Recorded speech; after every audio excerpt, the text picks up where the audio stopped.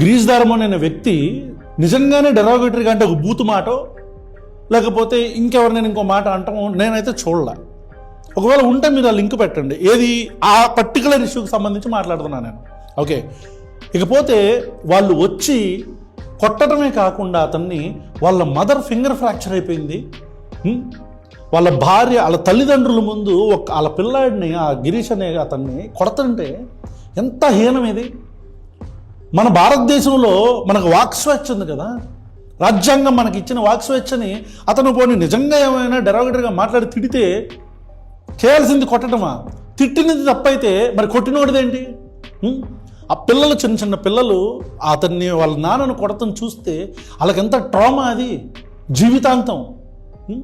ఇక్కడ గిరీష్ దారమోని అనే వ్యక్తి ద చిత్రగుప్త ఛానల్ నడుపుతున్న వ్యక్తి మాకు సైద్ధాంతికంగా మాతో విభేదించవచ్చు. ఒకవేళ మమ్మల్ని ఏమైనా ఆయన అన్నాడో లేదో నాకైతే తెలియదు, కానీ మేము ఎప్పుడు అతను అనలేదు. ఒకవేళ అనాల్సి వచ్చినా సరే నిర్మమాటంగా అంటాం, అది కూడా సైద్ధాంతికంగానే ఉంటుంది.